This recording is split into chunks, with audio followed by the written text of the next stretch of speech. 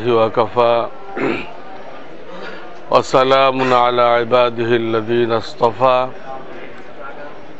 أما بعد فأعوذ بالله من الشيطان الرجيم بسم الله الرحمن الرحيم يا أيها الذين آمنوا اتقوا الله وقولوا قولا سديدا وقال رسول الله صلى الله عليه وسلم الدنيا كلها متاع وخير متاع الدنيا المرأة الصالحة أو كما قال رسول الله صلى الله عليه وسلم बुजुर्गान मोहतरम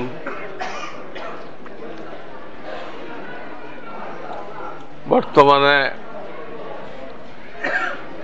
आरबी शाওয়াল मास चलतेছে आरबी शाওয়াল मास चलतेছে रमजानेर सोहबतेर कारणे रमजानेर आगेर मासও सम्मानित হয়ে গেছে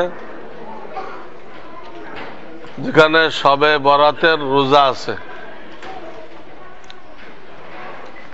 আবার রমজানের পরের মাসও ধন্য হয়ে গেছে সম্মানিত হয়ে গেছে যেখানে শাওয়ালের 6 রোজা আছে সোহবত যেটা জিনিস जुड़े থাকা একটা জিনিস এবং जुड़े থাকা দ্বারা মাওলানা শামসুল হক ফরিদপুরি রহমাতুল্লাহ আলাইহি বলতেন সঙ্গ গুণে রঙ্গ ধরে সঙ্গ গুণে রঙ্গ ধরে যার সাথে আপনি মিলে থাকবেন তার রং আপনার ভিতরে পাওয়া যাবে রমজানের আগের মাস পরের মাস রমজানের সাথে মিলে আছে এজন্য এই উভয় মাস সম্মানিত হয়ে গেছে শাবানকে বলা হয় শাবানুল মুআজ্জম আর এই শাওয়ালকে বলা হয় শাওয়ালুল মুকাররম এই মুআজ্জম আর মুকাররম আর কোন মাসের সাথে লাগানো হয় নাই এই 2 মাস পাইছে এটা সোহবত রমজানের সোহবত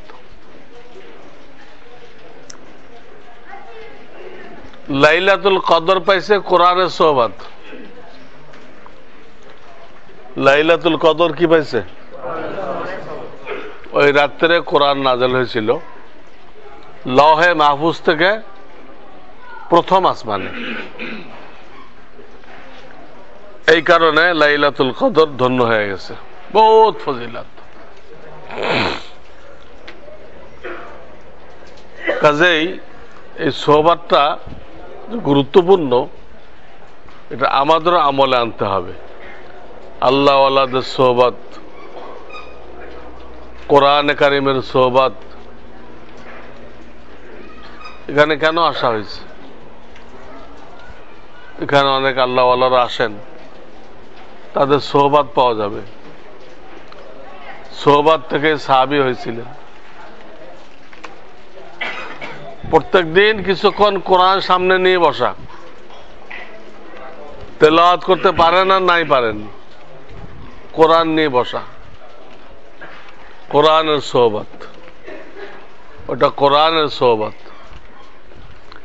তো এই একটা গুরুত্বপূর্ণ জিনিস শাওয়ালে আমাদের জন্য শিক্ষণীয় সোহবত মহা উপকারী এর দ্বারা মানুষ আল্লাহর ওলি হয়ে যায়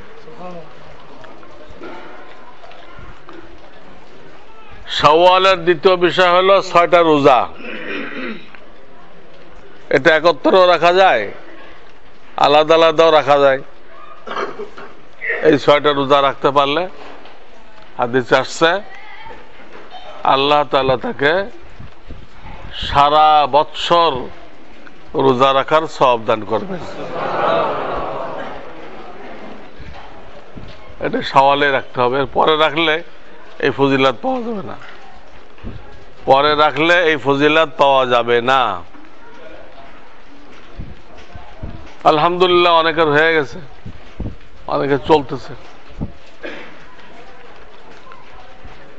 3 নম্বর যে বিষয়টা এই শাওয়াল মাসের সাথে সম্পর্কিত,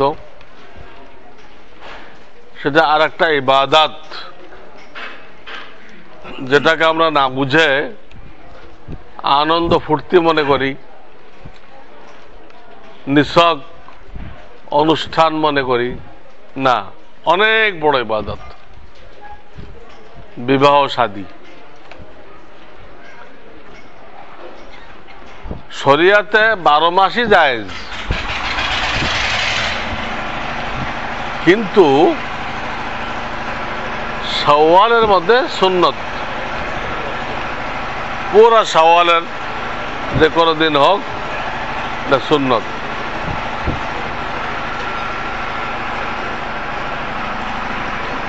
তেমনি ভাবে সপ্তাহে 7 দিন, এই 7 দিন বিয়ে শাদী জায়েজ, কিন্তু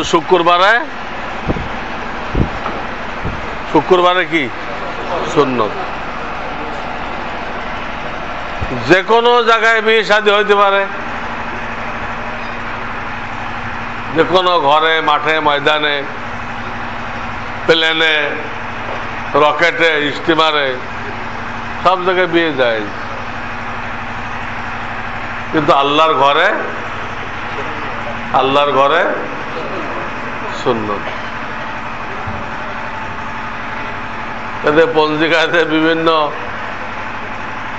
লিখছে, শুভ অশুভ লিখছে না পঞ্জিকায়, বাংলা পঞ্জিকায়। এগুলো মানা আমাদের জন্য জায়েজ নেই, এগুলো হিন্দুয়ানি আকীদা, বিশ্বাস। ইসলামে শুভ তো আছে, অশুভ নেই। ইসলামে শুভ আছে, ইসলামে কোনো অশুভ নেই, বুঝতে হবে, কোনো অশুভ নেই।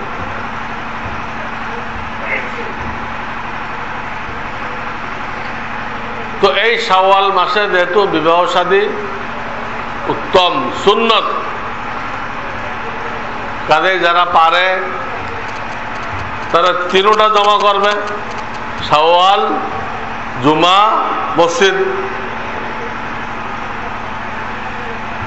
যারা 3টা না পারে 2টা জমা করবে। 2টাও সম্ভবপর হইতেছে না, তো এর কোনো একটা, হয় শাওয়াল, না হয় শুক্রবার, না হয় মসজিদ। সুন্নতের গণ্ডির মধ্যে থাকতে হবে, তাহলে আমাদের দুনিয়ার কাজগুলো ইবাদত হয়ে যাবে।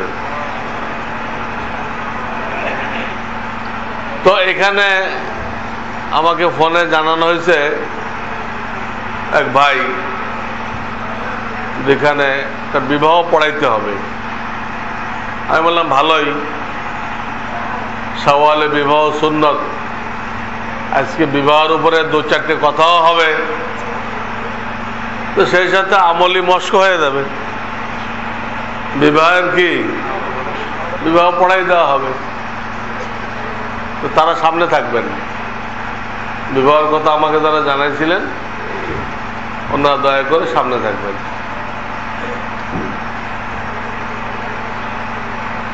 আমাদের শরীয়তে বৈরাগ্যতা নেই।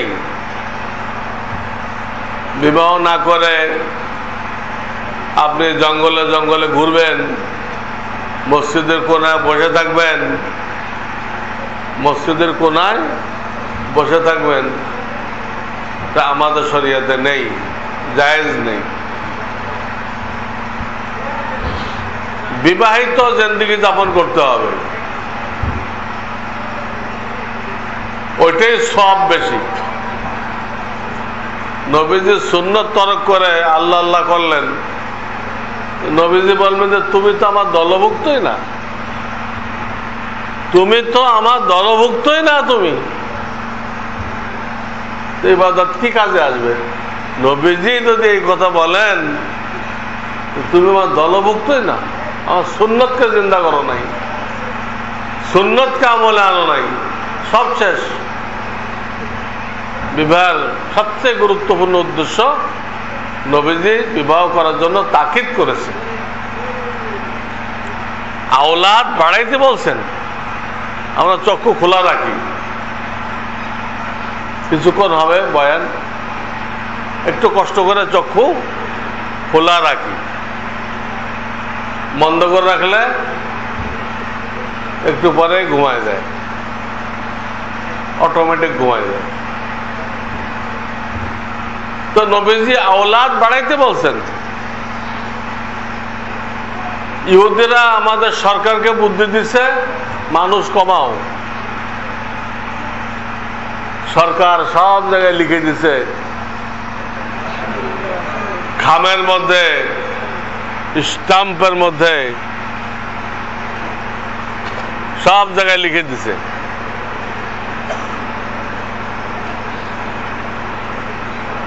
কি লিখে দিছে? দুটি সন্তান যথেষ্ট। কখনো যথেষ্ট না। বুঝলাম একটা ছেলে একটা মেয়ে সে নিছিল, ইহুদিদের বুদ্ধি শুনে। পরে ছেলেটা পাগল হয়ে গেল, মারা গেল। তো এখন কি হবে? মানুষ সন্তান দ্বারা দুনিয়াতে আখেরাতে অনেক কিছু আশা করে, এর কি হবে? এই জন্য এই ব্যাপারে হস্তক্ষেপ করা ঠিক না। আল্লাহ দেয়, আল্লাহ হিসাব মতোই দেয়। এরপরে কারো কোনো ওজর আপত্তি থাকলে উনি ফতোয়া নেবেন। ফতোয়া নিয়ে আল্লাহর আইনে যদি কোনো কথা প্রমাণিত হয়, সেটা আল্লাহর আইন দ্বারাই প্রমাণিত হবে, ওটাতে কোনো অসুবিধা নেই। আওলাদ বাড়াইতে হবে। নবীজি বলেছেন, ফাইন্নী মুকাসিরুন বিকুমুল উমাম, আমি উম্মতের আধিক্য দিয়ে আল্লাহর দরবারে ফখর করব। ওয়ালাউ বিসিক, এমনকি তোমাদের কোনো বাচ্চা অসম্পূর্ণ অবস্থায় যদি মায়ের পেটের থেকে পড়ে যায়, ওটাও আমি গণনা করব, ওটাও আমার একটা উম্মত। তো রসুলের প্রতি যার ইশক মহব্বত আছে, সে কি এই হাদিসটা ফেলতে পারবে? কখনো পারবে না। বিবাহের উদ্দেশ্য হলো সুন্নত কায়েম করা, এই 1 নম্বর উদ্দেশ্য। 2 নম্বর উদ্দেশ্য, নিজেকে গুনাহের থেকে বাঁচানো। নিজের চক্ষু, নিজের হাত, নিজের মুখ, নিজের দিল ও দিমাগ, এই সব কিছুকে গুনাহ থেকে বাঁচানো। বিবাহ না করলে বাঁচানো কঠিন হয়ে যায়। বিবাহ করলে আর কোন আল্লাহ আল্লাহর সাথে সম্পর্ক রাখলে খুব সহজে নজরের হেফাজত করা যায়।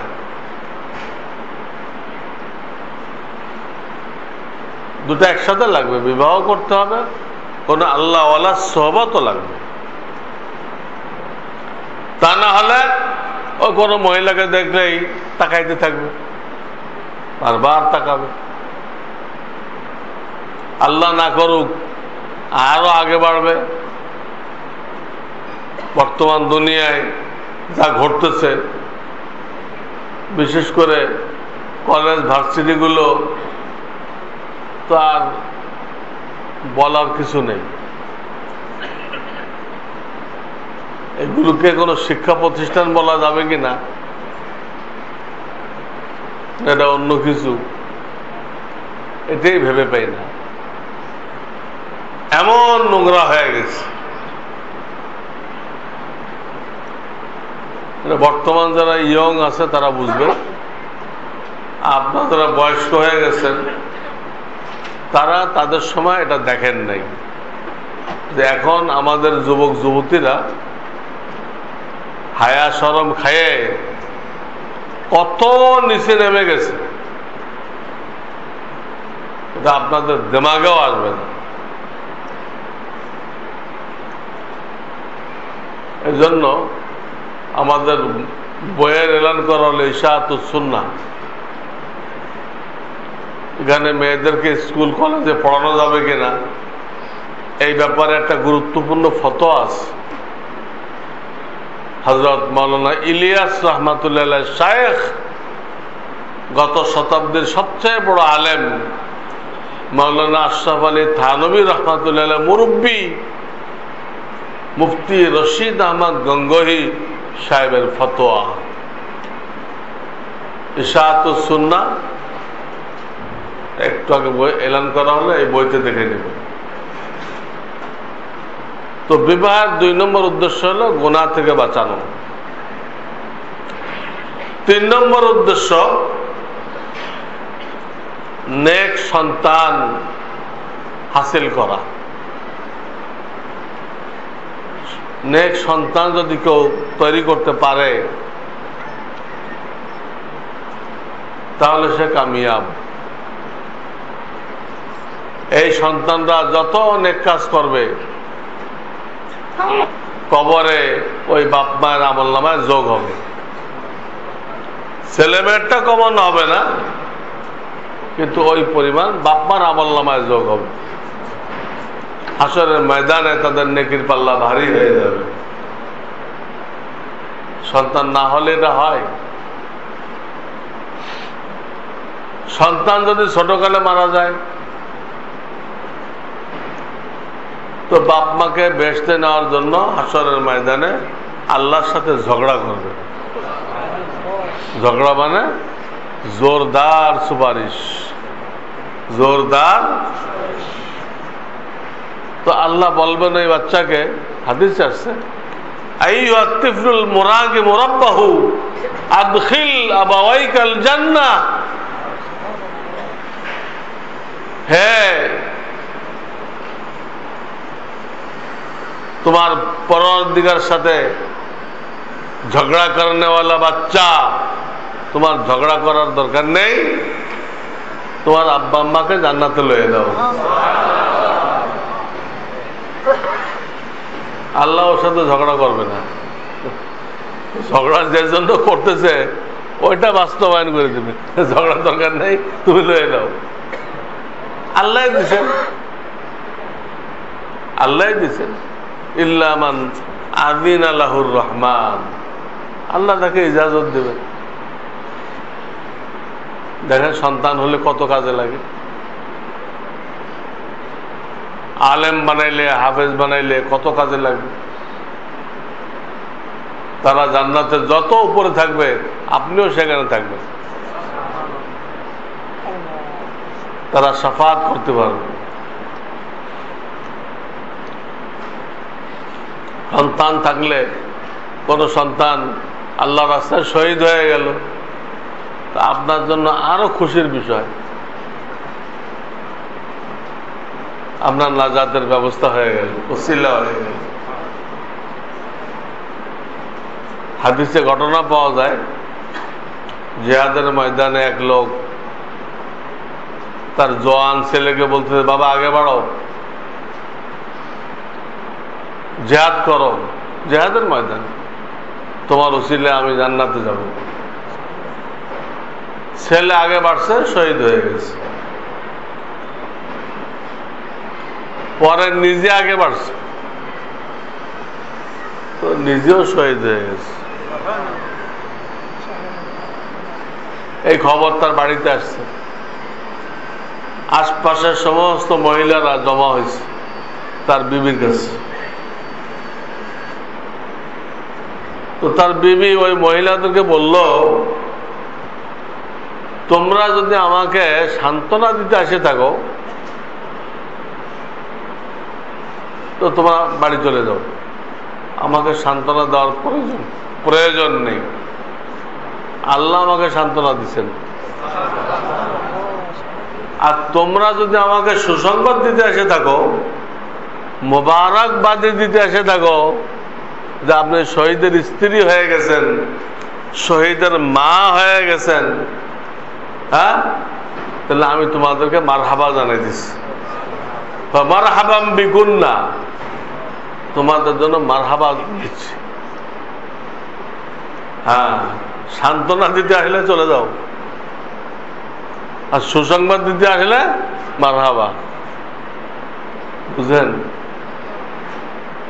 জখম তাজা, এই অবস্থায় কি পরিমাণ আল্লাহর উপরে বিশ্বাস যে সেটাকে সুসংবাদ বলতেছে। আল্লাহর মেহেরবানি, আপনাদের দোয়ায় এই রমজানে আমার বড় ছেলে এখান থেকে দাওরা হাদিস পড়ছিল, সাল লাগাইছিল, এক মাদ্রাসা পড়াইতেছিল করাচিতে। তো মাগরিবের সময় ইসলামের দুশ্মনরা তাকে গুলি করে শহীদ করে দিয়েছে।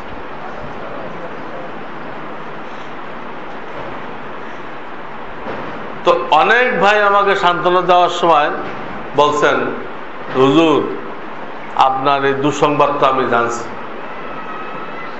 এইভাবে শুরু করছেন। আমি বললাম, ভাই এটা তো দুঃসংবাদ বলেন না, এটা তো সুসংবাদ। এটা আমার খানদানের মধ্যে কেউ শহীদ হয়নি, আমার খানদান তো গাজী, শহীদ তো কেউ হয়নি। এটা আল্লাহর একটা অপূর্ব নিয়ামত আমাদের জন্য।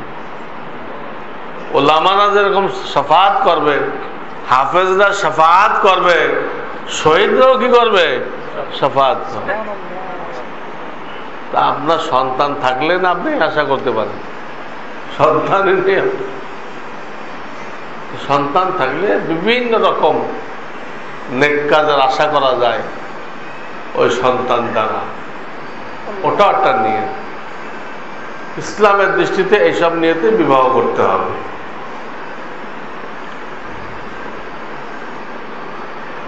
কোন সব মেয়ে আমাদের জন্য হালাল? মৌলিকভাবে এখানে 4টা পয়েন্ট জানতে হবে। অনেকেই প্যাসপোস লাগায় খুব পরেশান হয়। আপনার যেহেতু দিনের তালেব ইলম, এই জন্য আপনাদেরকে মৌলিক কথা বলে দেওয়া হয়। আপনাদের কাছে আরো লোকেরা আসে, আপনারা মুফতি না,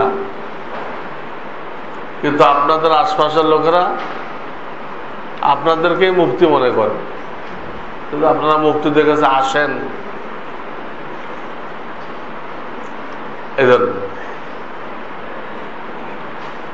হোলসেল মার্কেটে নিয়ে কিছু লোক বিভিন্ন এলাকায় পৌঁছায় না, হ্যাঁ, হোলসেল মার্কেট থেকে নিয়ে আপনারা হোলসেল মার্কেট থেকে নিয়ে প্রত্যেকে তার এলাকায় পৌঁছায় দিচ্ছে, আপনারাও এলাকার মুক্তি হয়ে গেছে। এই জন্য মৌলিক কথা আপনাদের জানা থাকা দরকার। একটা হলো যাদের থেকে আমরা সরাসরি দুনিয়াতে আসছি, যাদের মাধ্যমে আমরা দুনিয়াতে আসছি, ওদের সাথে বিবাহ শাদী হবে না, হারাম। যেমন বাপ মা, দাদা দাদি, নানা নানি, তাদের বাপ মা, বুঝেন নাই? আরবিতে বলে উসুল, এই গ্রুপকে কি বলে? উসুল, মূল। এদের সাথে কারোর বিবাহ শাদী প্রত্যেকের জন্য সে কাদের থেকে আসছে তাদের সাথে বিয়ে হবে না। 2 নম্বর, আপনার মাধ্যমে যারা দুনিয়াতে আসছে ওই সিঁড়ি যত নিচে যাক, যত সরাসরি আপনার মাধ্যমে আসছে আপনার ছেলে মেয়ে, কিন্তু হারাম ওই পর্যন্ত না। বিবাহ সাথে হারাম এই পর্যন্ত না। আপনার ছেলে মেয়ে আছে না, যত আমরা নাতি নাতকুর বলি, কিন্তু শরিয়াতে যত নিচে যাবেন সব আপনার ছেলে মেয়ে। আমরা আদম আলাইহিস সালাম থেকে অনেক নিচে না? হ্যাঁ, মাঝখানে কত আছে, মাধ্যম আছে, হাজার হাজার মাধ্যম আছে। এরপর আমরা আদম সন্তান। আপনার থেকে যত নিচে নামবে সব আপনার সন্তান। আপনার বোনের থেকে যত নিচে নামবে সব আপনার বোন। আপনার ভাইয়ের থেকে যত নিচে নামবে সব আপনার। আমার তো ভাইয়ের থেকে নামলেই ভাতিজা, ভাতিজি। শরীয়তের দৃষ্টিভঙ্গি না, হিন্দুদের থেকে আসছে। শরীয়তে আপনার ভাইয়ের থেকে যা আসবে সব ভাই, বোনের থেকে যা আসবে সব বোন। অনেকের প্যাচ লাগে, আমার বোনের থেকে তো অনেক নিচে, এটা বিয়ে করা যাবে, অনেক নিচে তো এটা বুঝতেছি না। বোনের থেকে যত নিচে নামুক এটা আমার বোন, আপন বোন, আমার বোন, আপন বোন। এই কথাটা জানা থাকলে কিন্তু অনেক প্যাচ ঠিক হয়ে যায়। উল্টা পাল্টা বিবাহ করে আমাদের ফতোয়া বিভাগে আসে, আর আমরা কইতে হয় নাই, বিবাহ হয় নাই, হারাম বিবাহ করছে। আমাদের থেকে যারা দুনিয়াতে আসছে তাই যত নিচে সিঁড়ি হোক সব কি হারাম। 3 নম্বর, আমাদের আব্বা আম্মা থেকে যারা দুনিয়াতে আসছে, আমার থেকে। 2 নম্বর কি কইছিলাম? আমার থেকে। আর এখন কি করতেছি? আব্বা আম্মা থেকে যারা দুনিয়াতে আসছে তারা সব হারাম। আব্বা আম্মার থেকে কি আসছে? ভাই বোন, তাদের আওলাদ, এইভাবে যত নিচে যাবেন, যত নিচে যাবেন সব হারাম। আব্বা আম্মার আওলাদ, হ্যাঁ, তাদের সন্তান, ওই সন্তানদের সন্তান।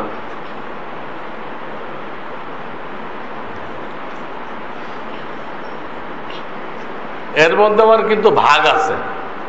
হারাম সবগুলোই বাপ মা দুজন থেকে আসছে। হারাম হাকিকি ভাই বোন শুধু বাপের থেকে আসছে, সেটা আপনার মা নেই, অন্য মহিলা, কিন্তু বাপ আপনার, ওটাও তো ভাই, আল্লাতি ভাই, হারাম। শুধু মায়ের থেকে আসছে, আপনার বাপ না, মায়ের আর এক স্বামী থেকে, ওটাও কি ভাই বা বোন। একে বলে আখিয়াফি। আখিয়াফি ভাই বোন কয় রকম হলো?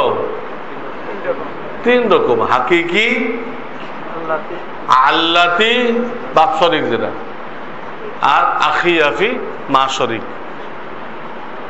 তো 3 নম্বর ছিল বাপ মা থেকে যারা দুনিয়া আসছে।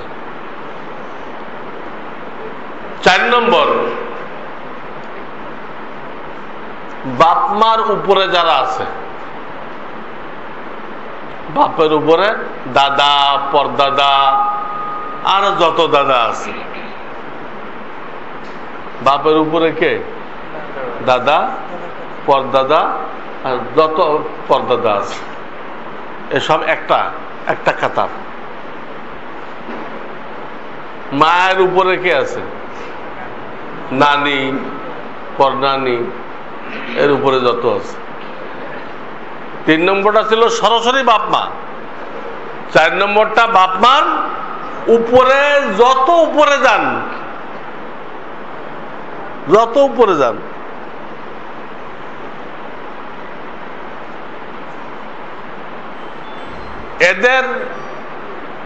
এদেরকে বলে আসলে বাইদ, বাপ মাকে তো বলে আসলে করিব, বাপ মাকে বলে আসলে করিব। আর বাপ মা থেকে উপরে যত উপরে যান একে বলে আসলে বাইদ। সরাসরি তাদের সন্তান যেটা, সরাসরি তাদের সন্তান যেটা, একটা সিঁড়ি, এটা হারাম। এটা কি? আপনার দাদার থেকে কারা আসছে? চাচা, ফুফি, হারাম, হারাম। নানা থেকে কারা আসছে? খালা, মামা, হারাম। এইভাবে যত উপরে যান তাদের সরাসরি আওলাদ, এটা হারাম। একটা সিঁড়ি হারাম, কিন্তু একটা সিঁড়ির পরের থেকে যারা হবে, ওই একটা বাদ দিয়ে তাদের সন্তান যারা, ওরা কিন্তু হালাল। আমার কথা কি বুঝতেছেন আপনারা? এটা বুঝলে এত কাজে লাগবে যে অনেক আলেম দেখতেছেন যে হল করতে পারতেছে না, আপনি হল করতে পারবেন, কিন্তু আপনি মূল ফর্মুলাটা জানছেন, হালাল হারামের ফর্মুলা আপনি জানছেন। অনেক আলেমরাও পেছ লাগিয়ে ফেলে যে হালাল হবে না হারাম হবে, দিশা পাইতেছে না। এই ফর্মুলাটা তার জানা নেই। আমি এখন যে ফর্মুলা বললাম এটা হাজারো আলেমের জানা নেই, তো তার পেছ লাগবে, আপনি বলতে পারবেন। তাহলে চতুর্থটা কি হলো? হ্যাঁ, বাপমার উপরে যারা আছে, দাদা, পরদাদা, নানা, পরনানা, তাদের সরাসরি আওলাদ কি? হারাম। তাদের আওলাদ হালাল। তো দাদা সরাসরি আওলাদ কে? চাচা, ফুফি, হারাম। কিন্তু চাচার ছেলে মেয়ে, চাচা তো বোন বিয়ে করা যায় নেই। ফুফি, ফুফির মেয়ে বিয়ে করা যায় নেই। অধিক ছিল খালা, মামু, তো খালার মেয়ে বিয়ে করা যায় নেই, মামুর মেয়ে বিয়ে করা যায় নেই। বুঝছেন আমার কথা? এই মৌলিকভাবে এই 4টি সূরত বিবাহ শাদীর সময় মনে রাখতে হবে। এছাড়া আরো কিছু টুকটাক আছে, যেমন যাদের সাথে দুধের সম্পর্ক, দুধ মা, দুধ বোন, শোনেন নাই? এরা হারাম। নিজের স্ত্রীর মা, শাশুড়ি কইলে ভুল বুঝবেন, শাশুড়ি বলে নেই, আমি কি বলছি, স্ত্রীর মা হারাম। কারণ আপনার শ্বশুর যদি 2টা বিবি থাকে, আর একটা বিবিও তো শাশুড়ি কইবেন, তো সেটা কি আপনার জন্য হারাম? ওটা তো হালাল। শ্বশুর যদি ওটা তালাক দিয়ে দেয়, তো শ্বশুর যদি মরে যায়, ওই শাশুড়ি তো হালাল। কিন্তু স্ত্রীর মা যে মহিলা, স্ত্রীর মা, এটা আপনার স্ত্রী থাকুক আর না থাকুক, আপনার শ্বশুর থাকুক আর না থাকুক, কোনদিন হালাল হবে না। এটা একদম চিরতরে হারাম। চিরতরে কে? স্ত্রীর মা। স্ত্রীর মা।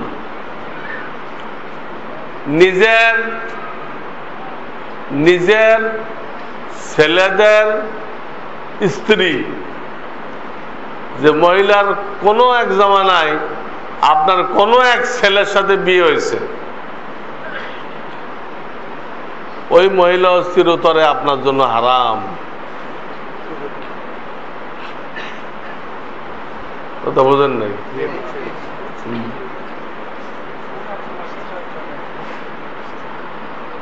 আপনার বাপ যাদেরকে বিবাহ করছে, আপনার মা না, বাপে তো আরো বিয়ে করতে পারে,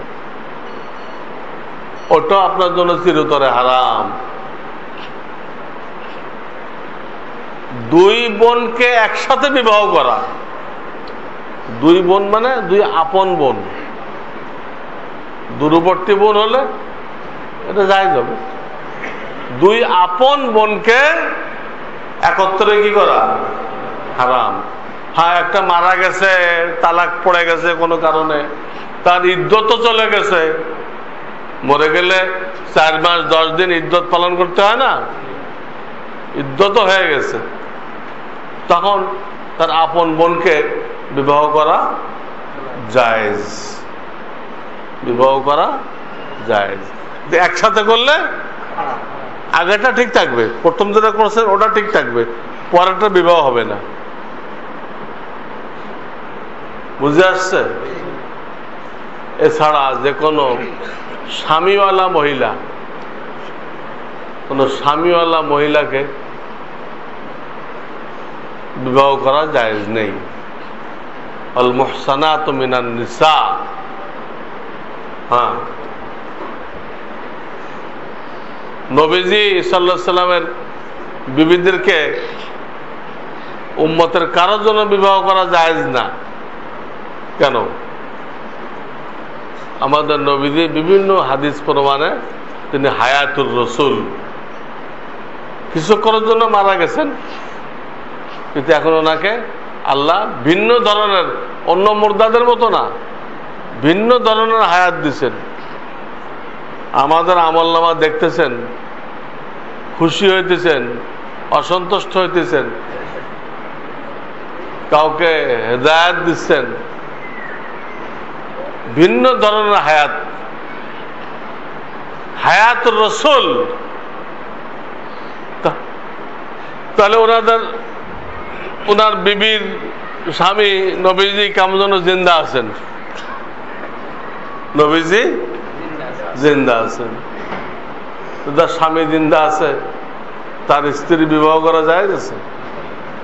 নবীজির কোন বিবির সাথে নবীদের ইন্তেকালের পরে উম্মতের কোন পুরুষের জন্য বিবাহ শাদী কি ছিল? হারাম ছিল। এই হলো আপনি কোন সমস্ত মহিলাদেরকে বিবাহ করতে পারবেন না পারবেন তার ব্যাখ্যা। 3 নম্বর কথা,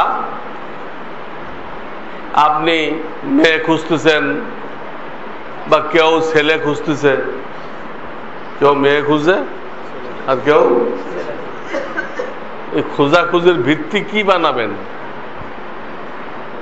খোঁজাখুঁজির ভিত্তি কি? দুনো জায়গায় ভিত্তি একটা, দিনদারি। দিনদারি। নবীজি বলেন লোকেরা মাল দেখে, সৌন্দর্য দেখে, বংশ দেখে, তোমরা যারা আমার তরিকার উপর আছো তোমরা দিন দেখো। ওইগুলো লোকেরা দেখে, ওর ভিত্তিতে বিয়ে করে। আর আমাদের বলতে তো তোমরা কিসের ভিত্তিতে করো? হ্যাঁ, দিনদারের সাথে যে ওইগুলো থাকে, এটা কিন্তু নিষেধ করেন নাই। ভিত্তি কোনটা বানাইবেন? দিনদারি। হ্যাঁ, দিনদারের সাথে সৌন্দর্য আছে, ভালো, খানদানও ভালো, কিন্তু সেটাকে ভিত্তি বানানো যাবে না। নবীজি এক হাদিসে বলছে যে শুধু কোন মহিলার চেহারা সুন্দর, এটাকে ভিত্তি বানাইলো, ভিত্তি বানায় বিয়ে করলো, ওই মহিলা যে চেহারা সুন্দর এই অনুভূতি ওই মহিলাকে ধ্বংস করে দিবে, সেই সাথে এও ধ্বংস হবে, এও ধ্বংস হবে। তারপরে নবীজি বলেছেন, কেউ যদি কোনো মহিলাকে মাল আছে এইটাকে ভিত্তি বানিয়ে বিবাহ করে, মাল পাওয়া যাবে, ওই পুরুষকে আল্লাহ মিসকিন বানাই দিবেন, ফকির বানাই দিবেন। কেউ যদি বংশমর্যাদাকে ভিত্তি বানায় বিয়ে করে, এগুলো আমি হাদিসের অনুবাদ করতেছি, কারোর বক্তব্য না এগুলি। বংশমর্যাদাকে ভিত্তি বানায় বিয়ে করে, নবীজি বলেন লা ইয়াজিদুহুল্লাহ ইল্লা যুল্লান, আল্লাহ তার অপমান অপদস্থি বাড়াই দিবেন। অপমান অপদস্থি কি করবে? বাড়াই দিবে। মালদারি দেখে করবেন, ফকির হইতে হবে। বংশীয় মর্যাদা দেখে করবেন, তো অপমান অপদস্থ হইতে হবে। কাজে চেহারাকেও ভিত্তি বানানো যাবে না, মালকেও ভিত্তি বানানো যাবে না, বংশও না। ভিত্তি কোনটা? দিন। তার সাথে হইলে থাকলেও ভালো, না থাকলেও ভালো। কারণ বিবাহের উদ্দেশ্য তো গুনাহ থেকে বাঁচা, সুন্নত জিন্দা করা, নেক আওলাদ। সৌন্দর্য কম হলে বা রং কালো হলে এই তিনটি কি হাসিল হবে না? হবে না? সুন্নত হবে না? রং একটু কালো বলে সুন্নত হবে না? এটা সুন্নত হবে। তারপর আপনি গুনাহ থেকেও বাঁচবেন, নেক আওলাদও পাবেন। তো এই হাদিস দ্বারা আমি প্রমাণ করলাম নবীজি দিনদারিকে প্রাধান্য দিতে বলেছেন। এটাকে ভিত্তি বানিয়ে যে বলছেন, ফাজফার শব্দ হলো ফাজফার বিযাতিদ দ্বীন, দিনদারিকে প্রাধান্য দিয়ে তুমি কামিয়াব হয়ে যাও, কামিয়াব হয়ে যাও।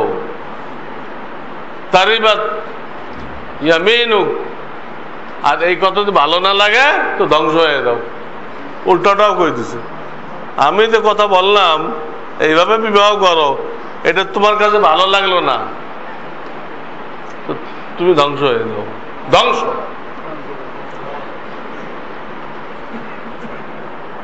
এই ব্যাপারে আর একটা হাদিস শোনাই। একজন সাহাবী প্রশ্ন করলেন, ইয়া রাসূলুল্লাহ, আমার মেয়েটা বিয়ে দেওয়ার দরকার, তো বিভিন্ন দিক দিয়ে প্রস্তাব আসতেছে, আমি কোনটাকে প্রাধান্য দিব, কোনটাকে ভিত্তি বানাবো, কোনটাকে ভিত্তি বানাইব? কি ভার্সিটির চ্যান্সেলর, লেকচারার, এটা ভিত্তি বানাইব? নবীজি বললেন, যেগুলো প্রস্তাব আসছে এর মধ্যে সবচেয়ে দিনদার ছেলে কোনটা, দিনদারকে ভিত্তি বানাও। এবং নবীজি কারণ দর্শাইলেন, এতে ফায়দা কি হবে? তুমি যে দিনদার ছেলের কাছে মেয়েকে তুলে দিলে, যদি তাদের মনের মিল হয়ে যায়, ওই ছেলে তোমার মেয়েকে মহাব্বত করে, তো খুব সম্মানের সাথে তার স্ত্রীকে রাখবে, সম্মানের সাথে। আল্লাহ না করুক কোনো কারণে মনের মিল হলো না, অনেক সময় হয় না, বাপ মার কথায় বিয়ে করছে কিন্তু তার মন এখানে মিলতেছে না, তাও চালাই দিতেছে, আমার আম্মা বাসনি করে দিচ্ছেন, চলো এই দিয়ে এই জিন্দেগি পার করে দেই। কিন্তু স্ত্রী তার কাছে কিন্তু ভালো লাগে না, মনে মনে খুশি না, কিন্তু মায়ের দিয়ে গেছেন। ওই কথা আল্লাহ নবী বলতেছে, যদি ওই দিনদার ছেলে তার মন না লাগে তোমার মেয়ের প্রতি, তো অন্তত সে তোমার মেয়ের উপরে জুলুম করবে না।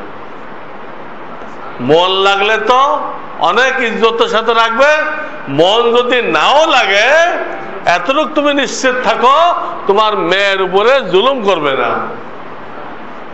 বুঝতেছেন কিছু? তাহলে বোঝা গেল আপনি যে ডিগ্রি দেখে দিলেন, দিনদারি দেখলেন না, তাহলে আপনার মেয়ে মজলুম হইতে পারে, তার উপরে বিভিন্ন লাইনের টর্চারিং হইতে পারে, বিভিন্ন লাইনের কি হইতে পারে, টর্চারিং হইতে পারে। আপনার মেয়ে যৌতুকের বলিও হয়ে যেতে পারে, যৌতুকের বলি, নাউজুবিল্লাহ, এই হইতে পারে। অনেক লোক পস্তায়, হুজুর আমার মেয়েটা বড় বিপদে আছে। বিপদে আছে না বিপদে আপনি খরিদ করছেন? বিপদে আছে না বিপদ আপনি খরিদ করছেন? আপনি বিয়ে দেওয়ার সময় তো দেখছিলেন ছেলের অনেক মাল আছে, ব্যবসা বাণিজ্য আছে, হ্যাঁ, প্রফেসর, ডাক্তার, এগুলো দেখছেন, কিন্তু তার ভিতরে আল্লাহর ভয় আছে কিনা এটা তো দেখেন নাই, এটা তো দেখেন নাই। কাজে আপনার মেয়ে জুলুমের শিকার হবেই। দেখছেন আল্লাহ রসুল যুক্তি দিয়ে বুঝাইছে যে মনের মিল হলে তো বহুত সম্মান পাবে, মনের মিল না হলেও কোনো অসুবিধা নেই, জুলুম হবে না। ওই ছেলে আল্লাহর দিক চেয়ে জুলুম করবে না, জানে যে আমার উপরে আর একজন আছে, জুলুম করে আমি পার পাবো না। আমার প্রত্যেকটা কর্মকাণ্ডের ওই আল্লাহর কাছে কি করতে হবে, হিসাব দিতে হবে। আর হাজারো লোকের ঘটনা পাওয়া যায়, তারা স্ত্রীর বদ আখলাকের উপরে ধৈর্য ধারণ করার কারণে আল্লাহ ওই পুরুষকে অনেক বড় মাকাম দান করছেন, অলিউল্লাহ বানিয়ে দিয়েছেন। মির্জা জানা রহমাতুল্লাহ আলাই, যিনি কাজী সানাউল্লাহ পানিপতির উস্তাদ, কাজী সানাউল্লাহ পানিপতিকে যিনি আরবিতে তাফসির লিখছেন, তাফসিরে মাযহারি, কোন আলেম এই তাফসির ছাড়া চলতে পারবে না। এই তাফসির দেখতেই হবে, সমস্ত আরবি তাফসিরের সারমর্ম এই তাফসির। এর আগে যত আরবি তাফসির লেখা হয়েছে সবগুলোর সারমর্ম কি, এই তাফসির, তাফসিরে মাযহারি। কাজী সানাউল্লাহ পানিপতি, পানিপত একটা জায়গার নাম। তার যিনি উস্তাদ মির্জা জানা রহমাতুল্লাহ আলাই, যাকে শিয়ারা শহীদ করে দিয়েছিল। আমার ছেলে সম্পর্ক ওখানের লোকদের এটাই ধারণা, শিয়ারা শহীদ করছে।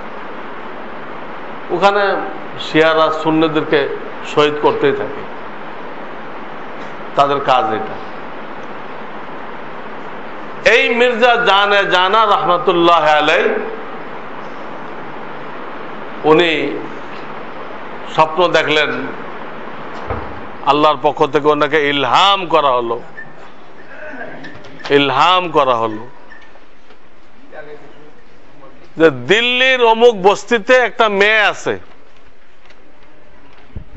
মেয়েটা দিনদার, খুব নামাজ রোজা করে, কিন্তু আখলাক খুব তিক্ত, মানে আখলাক খুব কড়া চড়া। একটু উল্টাপাল্টা দেখলে এত কড়াকড়ি করে। আরে উল্টাপাল্টা কড়াকড়ি ঠিক আছে, এটা লিমিটেড থাকতে হবে না, কিন্তু কতগুলোকে এটা থাকে না, অনেক বেশি করে ফেলে। হ্যাঁ ভুল হয়েছে, ঠিক আছে, ওটুক করো, কতটুক রাগ করা দরকার এটুক করো। তুমি এটা প্রত্যেক দিন করতে থাকবা, 1 ঘন্টা ধরে বকাবকি করবা, এটা হয়? আর অনেকে তো এমন কাজ করে যে ভুলের সাথে কোনো সম্পর্ক নেই। কেউ যদি ভুল করে তো এমন কাজ করতে হবে যাতে ওই ভুলটার সংশোধন হয়, আপনি এমন একটা করলেন যাতে ভুলের কিছু সংশোধন হলো না, বুঝেন নাই? কোন মহিলাকে তার স্বামী রাগ করছে, নামাজ পড়ে নাই বা কোনো কারণ রাগ করছে, তো কি করে? বাচ্চাটারে পিটায়। কি হলো? ওটার কি সংশোধন হলো? ওটার সাথে কি মিল? আরে যে কারণে রাগ করছে তুমি ওই ভুলটা ছেড়ে দাও, স্বামীকে বলে দাও ইনশাআল্লাহ সামনের থেকে আমার আর নামাজ কাজা হবে না, এটা কইলে হয়ে যায়। শুধু বাচ্চারা পিটাইলো বা ভাত খাইলো না বা পাক করলো না, এটার সাথে ওটা সংশোধনের কি মিল? প্রায় লোকে কাণ্ড ঘটায়, ভুল যেটা হয়েছে ওর সাথে মিল রেখে কাজ করে না, কাজ করে 3 নম্বর আর একটা, যেটার সাথে ভুলের সাথে কোনো কানেকশন নেই, একে বলা হয় বেকুফ, আহমক। আর জ্ঞানীকে ওটার সাথে মিল রেখে যেটার দ্বারা ভুলের সংশোধন হয়, এইরকম কাজ নাই। আমি কি কথাটা বুঝাইতে পারলাম? আপনারা যা করবেন, হ্যাঁ, চিন্তা করবেন আমি এই ভুলের সংশোধন হয় এমন কিছু করলাম কিনা। খুব গরম পড়ছে, আপনি অনেক দুঃখ করলেন, এইরকম গরম সহ্য করা যায়? কি হলো? এই যে কইলেন গরম কমে গেছে, হ্যাঁ, বেকার জিনিস, সহ্য করা, এটা আল্লাহর ফয়সালা, সহ্য করে। বহু কথা আমরা বলি, বহু কাজ আমরা করি, একদম অনর্থক, তাতে কোনো ফায়দা হয় না, অনর্থক। তা আমি যে কথা বলতেছিলাম, মেয়েদের আকল বুদ্ধি কম, তো ওনাকে ইলহাম করা হলো, ওই মেয়েটা খুব দিনদার কিন্তু ব্যবহার খুব রুষ্ট, তো ওনাকে বলা হলো তুমি যদি সেই মেয়েটাকে বিবাহ করো তো তোমাকে আল্লাহর ওলি বানাই নেওয়া হবে। মির্জা জানা রহমাতুল্লাহ আলাইহি সকালে দেয় ওই মহিলাকে খুঁজে বের করলেন ওই মহল্লায়, যেটা ওনার ইলহাম হয়েছে, এবং তাকে বিবাহ করলেন। অসুবিধা কি? একটু উল্টা সিধা ব্যবহার করবে, আমি একটু সবর করব, হে যত পাগলামি কথা বলবে আমি তো হাসবো, যত পাগলামি কথা বলবে গালি দিবে, জবাব হলো হাসি। এর জবাব কি? হাসি। কেন? আল্লাহ কইছে আমি ওদের আকল বুদ্ধি কম দিছি, না দিলে তো তোমাদের ঘর করবে না, তোমাদের কইবে আমাদের ঘর করো, আরো মুশকিল। কম না দেয় আমাদের ঘর করবে না, উল্টা আমাদের বলবো কি তোমরা আমাদের ঘর করো। এটা কম দিছে, কম যখন দিছে এতে কিন্তু সমস্যা হবে, সমস্যা হলে আপনি তালাক দিয়ে দিবেন। কিছু লোকের কাছে সমাধান একটাই, তালাক। তালাক কি সমাধান? তালাকের পরে কি মুসিবতটা হয়, ছেলে পেলে কান্নাকাটি জুড়ে দেয়, খানার ব্যবস্থা নেই, হ্যাঁ, কাপড় গুছানোর ব্যবস্থা নেই, ঘর দরজা সব এলোমেলো হয়ে গেছে, আত্মীয় স্বজন সব রাগ হয়ে গেছে, পুরা দুনিয়া বিগড়ে গেছে। পরে আপনি হার্টের রোগী হয়ে গেছেন, পরে মারা গেছে। কি সংশোধন কি হইল? আপনি মারা গেলেন।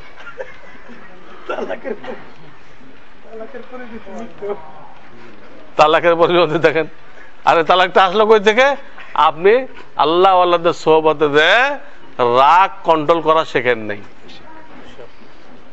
রাগ উঠলে কি প্রকাশ করতে হবে? শরিয়াত যেখানে ইজাজত দিছে ওখানে প্রকাশ করতে হবে, তা নাহলে কন্ট্রোল করতে হবে। রাগ আল্লাহ দিছে কিন্তু কন্ট্রোল করার জন্য আদেশ দিছে, কন্ট্রোল শিক্ষা করা ফরজ করে দিছে।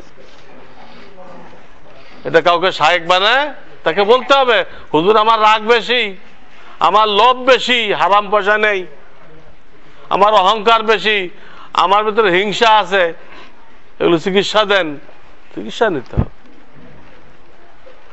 তো বলতেছিলাম যে কাকে প্রাধান্য দিবেন, ছেলে খোঁজেন মেয়ে খোঁজেন, প্রাধান্য দিনদারি। তো মির্জা জানা উনি দিনদারিকে প্রাধান্য দিলেন, যদিও সেখানে তার ব্যবহার খুব রুষ্ট ছিল। তো এই বিবাহের দ্বারা আল্লাহ ওয়াদা বাস্তবায়ন করলেন, আল্লাহ তার ওয়াদাকে বাস্তবায়ন করলেন। সারা দুনিয়াতে মির্জা জানার আল্লাহ ডঙ্কা পেটাই দিলেন। ডঙ্কা পেটানো মানে ঢোল পেটাই দিলেন, ওনার নাম সবার কাছে পৌঁছে দিলেন।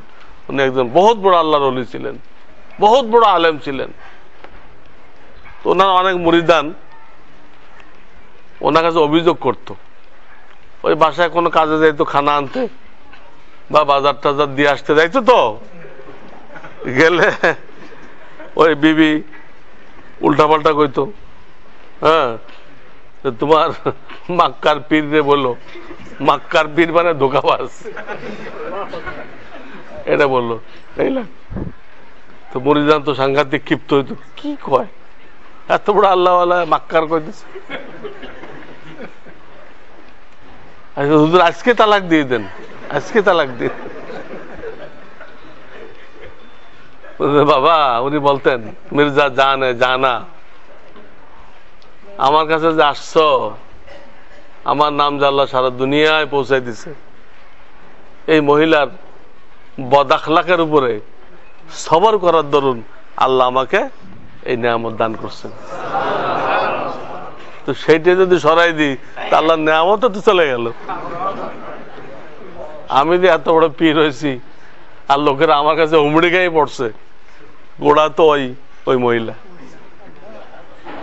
একটা কুরবানির উপর তো আল্লাহ নিয়ামত দেয়,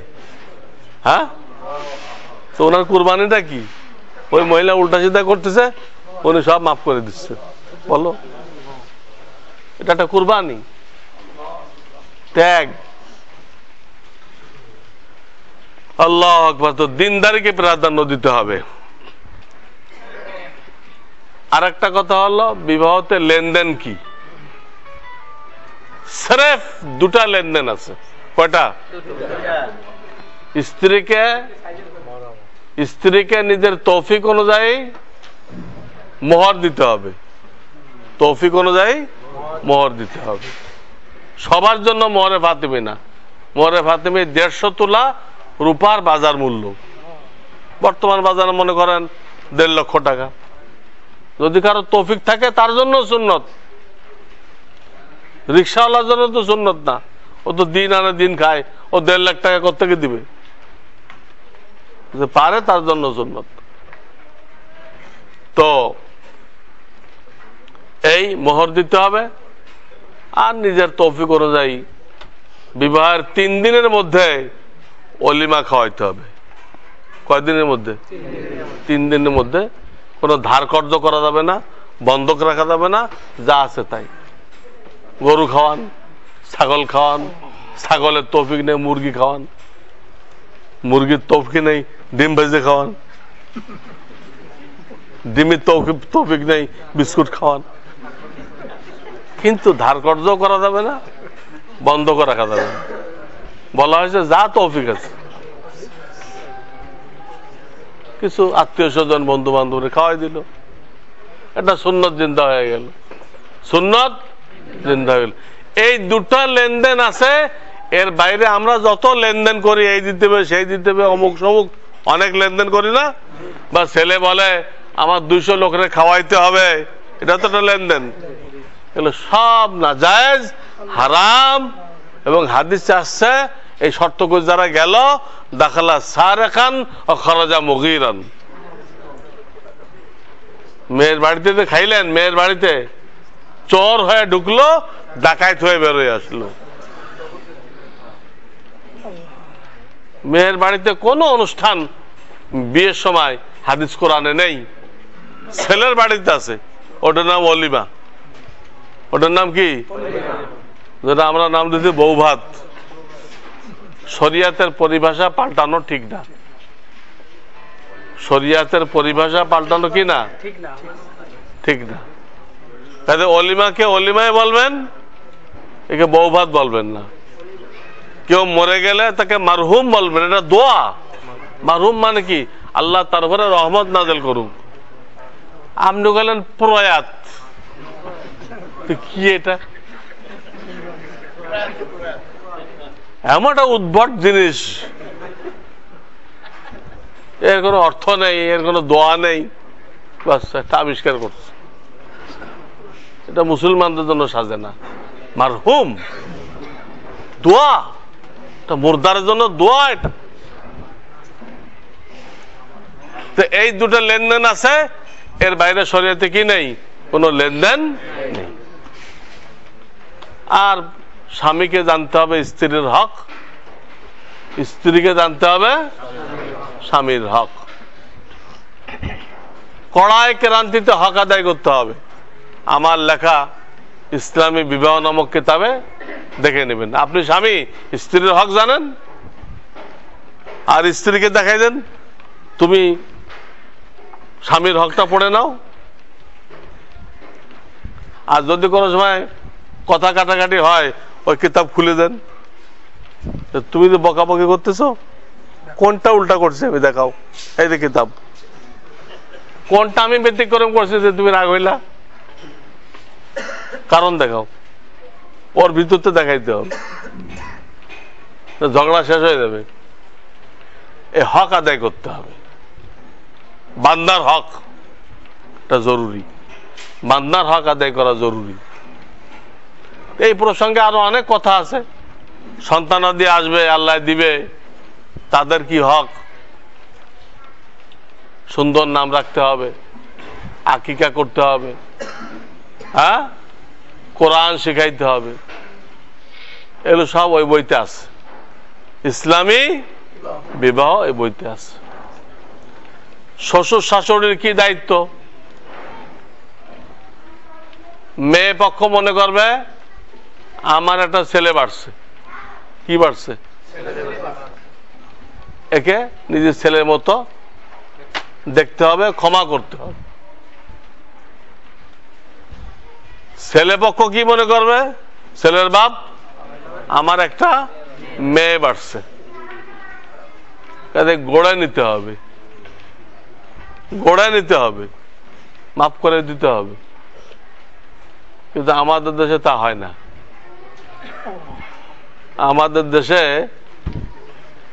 মেয়ে বিয়ে দিলে শ্বশুর বাড়ির লোকেরা দূরবীন লাগাই বসে, দূরবীন লাগাই এই মেয়েটার মধ্যে কি কি ভুল আবিষ্কার করা যায়।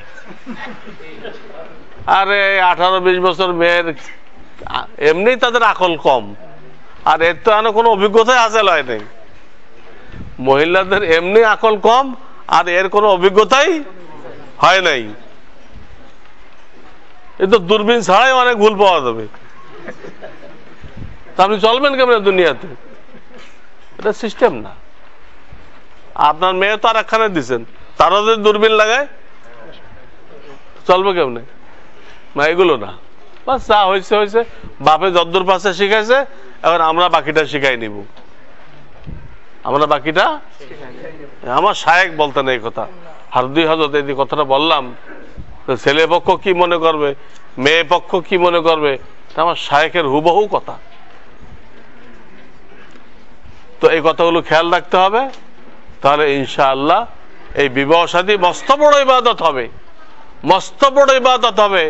একটা আয়াত আমি শুরুতে পড়ছি, ওই আয়াতের মধ্যে বলা হয়েছে তোমরা বিবিদের ভুল ত্রুটি যদি মাফ করে দাও, ভুল ত্রুটি যদি মাফ করে দাও, তোমার আমলের মধ্যে অনেক গলতি আছে, আমি রব্বুল আলামিন ওই ভুলগুলো মাফ করে তোমার গলত আমলকে আমি কবুল করে দিব। ইয়া আইয়ুহাল্লাযীনা আমানুত্তাকুল্লাহ আকুলু কাওলান সাদীদা ইউসলিহ লাকুম আমালাকুম, তোমার আমলকে কবুল করে দেব। ওয়া ইয়াগফির লাকুম যুনুবাকুম, তোমার গুনাহগুলো আমি মাফ করে দেব।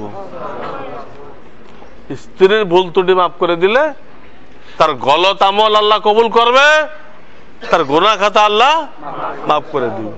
কোরআনে কারিমে আল্লাহ ওয়াদা করতে, এবং আর এক আয়াতে বলছেন ওয়াশিরুহুন্না বিল মারুফ, তোমাদের বিবিরা আমি মাওলা আমার বান্দি, আমার কুদরতি বন্টন দ্বারা তোমার কাছে পৌঁছছে। আমি মাওলা সুপারিশ করতেছি, আমার এই বান্দির সাথে ভালো ব্যবহার করো। আমি মাওলা, আমি তোমারও সৃষ্টিকর্তা, তোমারে বলে দিচ্ছি ভালো ব্যবহার করো। তুমি আমার কাছে এসে কি পাইবা? ভালো ব্যবহার পাইবা। এটা আমরা বলে থাকি। আপনি এমন একটা মেয়ে বিয়ে করছেন যে আইজি সাহেবের মেয়ের বান্ধবী, পুলিশের আইজি থাকে না, আইজিপি, তার মেয়ের বান্ধবী। এখন আইজি সাহেব আপনার বিয়ের পরে ফোন লাগাইছে, বাবা কেমন আছো? ভালো আছি। তুমি তো আমার জামাই। কেমনে? আরে তোমার স্ত্রী তো আমার মেয়ের কি বান্ধবী। তো তুমি খেয়াল টেয়াল রেখো, তুমি খেয়াল টেয়াল রেখো। আচ্ছা, এই লোকটা কি স্ত্রীর উপরে জুলুম করতে সাহস পাবে? স্ত্রীর উপরে জুলুম করতে কোনো সাহস পাবে? আইজিপি সাহেব আমাকে খেয়াল রাখতে কইছে। মহান রব্বুল আলামিন আমাদেরকে খেয়াল রাখতে কইছেন, খেয়াল রাখতে কইছেন। আবার বলছেন দেখো, হইতে পারে তার কোন একটা আখলাক তোমার কাছে ভালো লাগে না, কিন্তু দেখো আর একটা আখলাক আবার ভালো লাগে। হয়তো একটা ভালো লাগে না, তা আর একটা আবার কেমন পাইবা? ভালো। দেখতে একটু কম সুন্দর, কিন্তু তুমি অসুস্থ হলে সারা রাত তোমার মাথার কাছে বসে থাকে।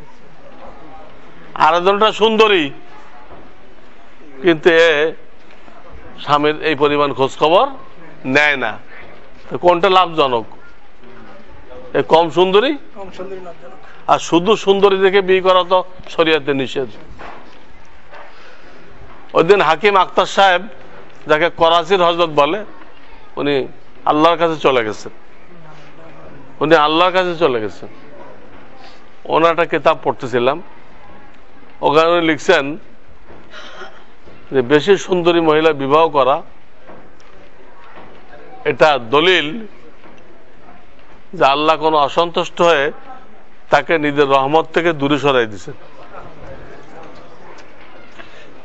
সুন্দরীকে ভিত্তি বানানোর শাস্তি, বুঝলেন? সুন্দরী মেয়ে, এটাকে ভিত্তি বানানো, ওর পিছনে পড়া। স্কুল কলেজের পোলাপান তো এটাই, চামড়া সুন্দর দেখছে, ওখানে জীবন মাটি করে দিচ্ছে। কোনো যোগ্যতা নেই, না কোরআন পড়তে জানে, না নামাজ পড়তে জানে, চামড়া সাদা, পাগল হয়ে গেছে।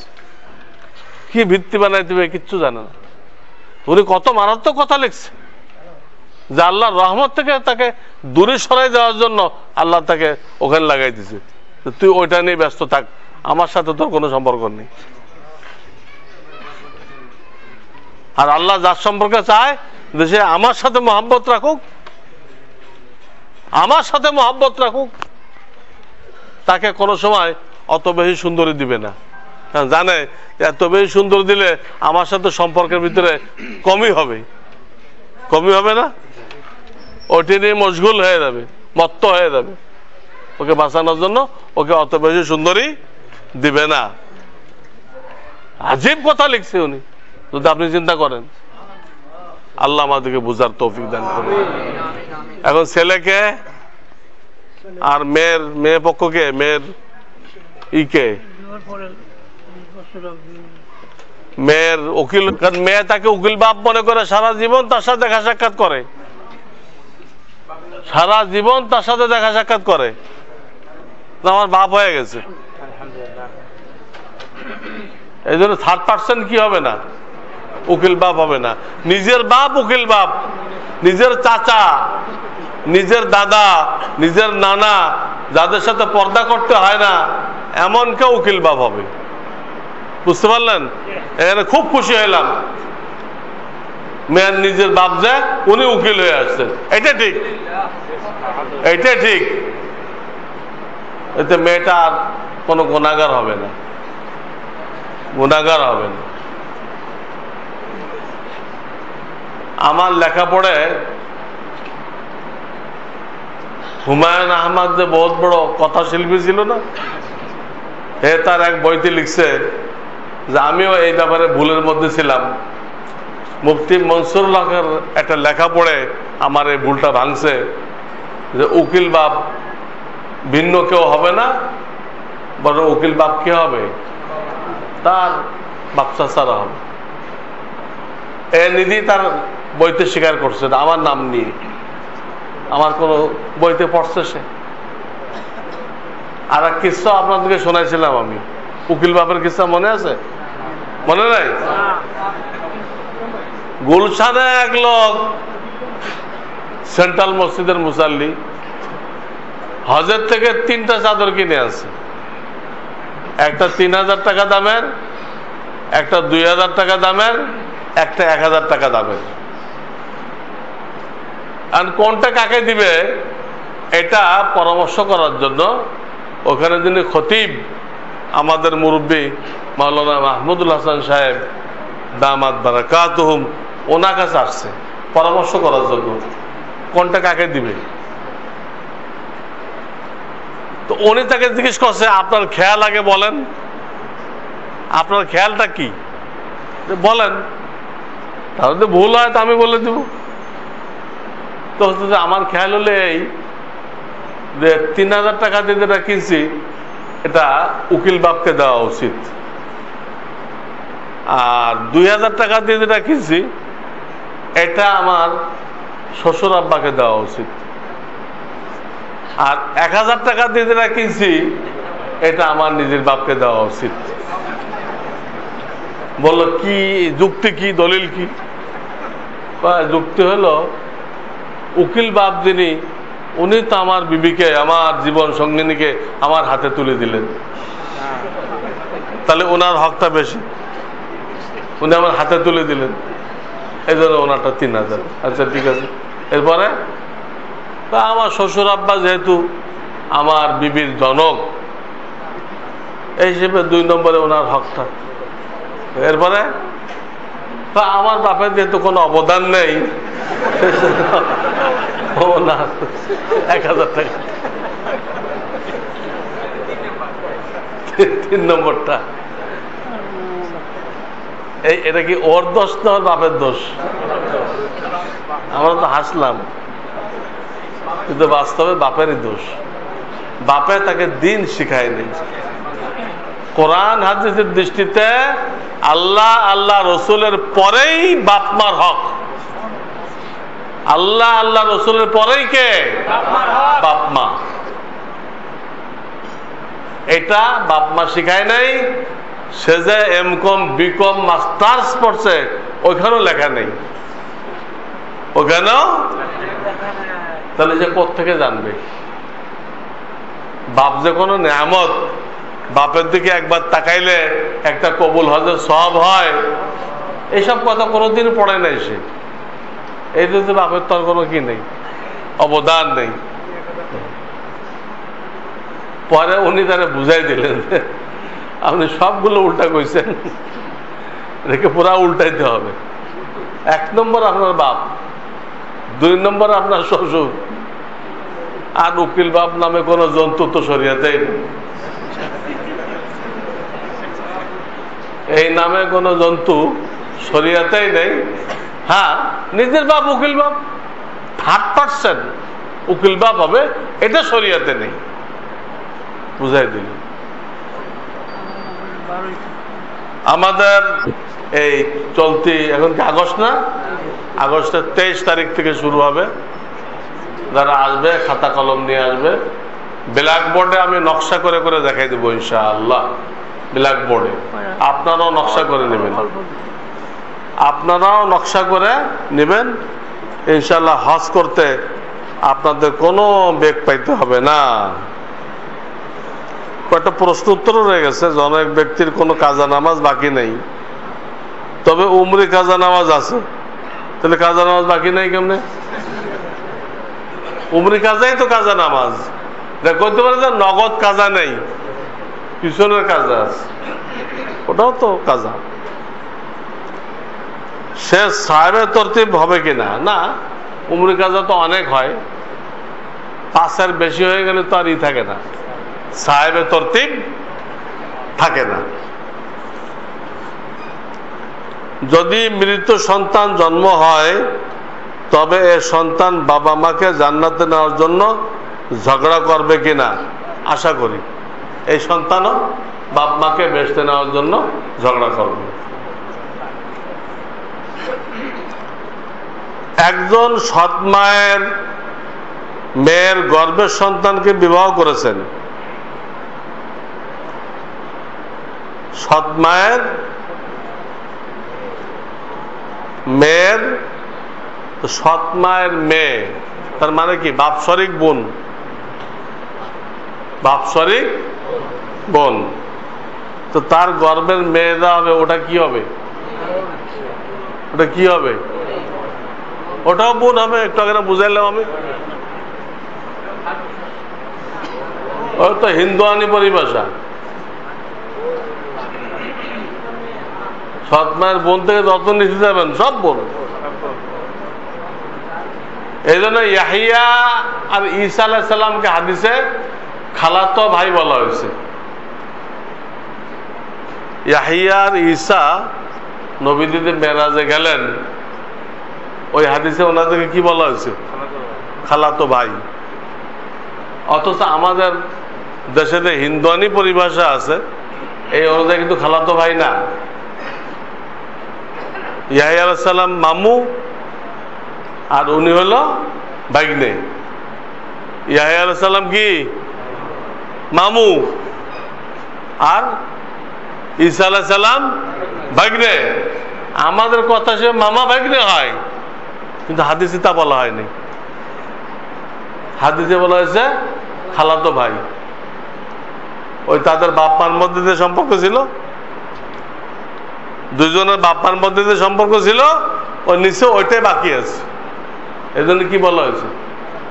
এখানেই সৎ মায়ের বোন আপনার বাপসরিক বোন, তো যত নিচে যাবেন সব বোন। কি বোন? বাপসরিক বোন। তিন রকম বোন হারাম: বাপমা শরিক, বাপ শরিক, মা শরিক। তিনও বোন হারাম, এটাও হারাম। যে ফর্মুলা দিলাম আমি, এই ফর্মুলা দিয়ে এটা হল করে দিলাম। এই ফর্মুলা না থাকলে হল করা কঠিন হয়ে যেত। কোনো কারণে জুমার নামাজ দৌড়াইতে হলে কয় রাকাত পড়তে হবে? 2 রাকাত পড়বে। জুমাই তো, জোহর তো না। জাহান্নাম থেকে মুক্তি, জান্নাত প্রাপ্তি, এভাবে প্রতিটি বিষয়ের জন্য পৃথক নফল নামাজ আদায় করা যাবে কিনা? যাবে। আবার যদি কেউ একটা নামাজ পড়ে দুটোটা চায়, তাহলে আমার জান্নাত দাও, দোজখ থেকে বাঁচাই দাও, তাতে কোনো অসুবিধা আছে? প্রত্যেকটা কথার জন্য ভিন্ন নামাজে পড়া যাবে, একটা নামাজে পড়ে সবগুলো চাওয়া যাবে। নামাজি ব্যক্তি যদি বলে জানার কোনো শেষ নাই, জানার চেষ্টা বৃথা, তাই এই কথার দ্বারা তার কোনো ক্ষতি হয়েছে কিনা? মারাত্মক ক্ষতি হয়েছে। এই যে কইছে জানার চেষ্টা বৃথা, তাই শরীয়ত বলতে মৃত্যু পর্যন্ত জানতে থাকো। শরীয়তের এই হুকুমের সাথে সে তো বিরোধিতা করলো, তাকে তওবা করতে হবে, নতুন করে ঈমান আনতে হবে। শরীয়তের সাথে মোকাবেলা করছে, সে জানতেই থাকতে হবে, জানতেই থাকতে হবে।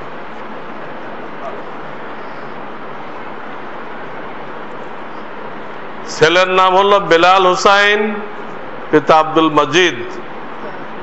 মেয়ের নাম হলো তানজিলা রহমান, পিতা মুজিবের সাথে কি করে? ছেলেকে বলে দাঁড়াও, দাঁড়ায় বড় করে সবাইকে সালাম দাও। এখানে কোনো সালামের কথা হাদিস কোরআনে নেই, এটা আমাদের আবিষ্কার করা। এই দোয়াটা পড়তে বলা হয়েছে, আল্লাহুম্মা সাল্লি আলা সাইয়্যিদিনা মুহাম্মাদিন ربنا ظلمنا أنفسنا وإن لم تغفر لنا وترحمنا لنكونن من الخاسرين رب ارحمهما كما ربياني صغيرا ربنا لا تزغ قلوبنا بعد إذ هديتنا وهب لنا من لدنك رحمة إنك أنت الوهاب या रब्बल आलमीन तुम्हार बांदा बंदीरा अल्लाह विभिन्न हॉल सेंटर बाद दिए तुम्हार हबीबेर सुन्नत के जिंदा करार जन्नो अल्लाह मस्जिदेर भितरे विवाहेर व्यवस्था करेছে अल्लाह तादेर এই প্রচেষ্টাকে কবুল করে নাও या अल्लाह এই আকদে নেকাকে কবুল করে নাও अल्लाह তুমি এটাকে বরকতময় করে দাও কল্যাণময় করে দাও খায়ের বরকতের ওসিলা করে দাও या अल्लाह এই নতুন দাম্পত্যের মধ্যে মিল মোহাব্বত সৃষ্টি করে দাও আল্লাহ মিল মোহাব্বতকে অটুট করে দাও या अल्लाह তাদের পুরো হায়াত যেন সুখ শান্তির সাথে কাটে শয়তান যেন কোনো সমস্যা সৃষ্টি করতে না পারে আল্লাহ তুমি সেই তৌফিক দান করো আল্লাহ তাদেরকে নেক औलाद দান করো শান্তির জিন্দেগি নসিব করো আল্লাহ এই সব দৌলত আমাদের সব ভাইকে নসিব করো আমাদেরকে নেক औलाद দান করো আল্লাহ তাদেরকে আমরা হাফেজ আলেম বানাইতে পারি তোমার দ্বীনের খেদমতের জন্য উৎসর্গ করতে পারি আমাদের জন্য হাসরের ময়দানে শাফাআতকারী বানাইতে পারি আল্লাহ এরকম সন্তান আমাদেরকে দান করো আল্লাহ এরকম নিয়ামত আমাদেরকে দান করো ইয়া আল্লাহ বাংলাদেশকে খায়ের ও বরকতের দেশ বানায় দাও কোরআন সুন্নাত দেশ বানায় দাও দাওয়াত ও তালিমের দেশ বানায় দাও ইয়া আল্লাহ এই মসজিদের বাকি কাজকে আল্লাহ তুমি মেহরবানি করে সম্পন্ন করার ব্যবস্থা করে দাও আল্লাহ অনেক টাইলসের দরকার অনেক থাই দরকার আল্লাহ এগুলো এখনো ব্যবস্থা হয় নাই আল্লাহ খাজানায় গায়েব থেকে আল্লাহ এটার তুমি পুরা করে দাও এর ফিনিশিং কাজকে পুরা করে দাও এ আল্লাহ পাশে মাদ্রাসার জন্য 1 কোটি টাকার পাইল গাড়া হয়েছে যা কিছুই দেখা যাচ্ছে না সব জমিনের নিচে আছে 1 কোটি টাকার পাইল গাড়া হয়েছে আল্লাহ এখন তুমি তৌফিক দান করো পাইল ক্যাপ তৈরি করে আল্লাহ আমরা প্রথম তালা তৈরি করতে পারি আল্লাহ এর জন্য তুমি খাজানায় গায়েব থেকে ব্যবস্থা করে দাও তোমার নেক বান্দাদেরকে আল্লাহ তৌফিক দান করো কেউ নগদ টাকা নিয়ে কেউ রড নিয়ে কেউ সিমেন্ট নিয়ে আল্লাহ আগায় আসতে পারে আল্লাহ এই তৌফিক দান করো আল্লাহ এই তৌফিক দান করো আল্লাহ নির্মাণ কাজকে সহজে পুরা করে দাও